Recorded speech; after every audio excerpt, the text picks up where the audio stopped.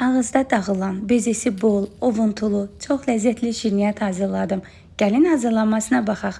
Onun üzərinə yumşaq kərə yağı, qabartma əlavə olunub, ovuntu hazırlanır. Sonda üzərinə yumurtanın sarısı, xama əlavə edib xəmir yoğrulur. Kənara alıb 5-10 dəqiqə gözlədək. Gəlin indi isə bezi hazırlayaq. Yumurtanın ağını ağrına qədər qarışdırıb, üzərinə az-az şəkər tozu əlavə olunur. Artıq bezimiz də hazırdır. Xəmiri eyni bərabər hissələrə bölüb kündələr hazırlayırıq. Kündələr yayılır, kənar hissələrinə sıxma torbasına yerləşdirdiyim bezedən əlavə olunur, üzərinə qoz əlavə edib əlimizlə forma veririk. Soba listinə yerləşdirilib qızdırılmış sobada bişirilir. Bu da artıq hazırdır.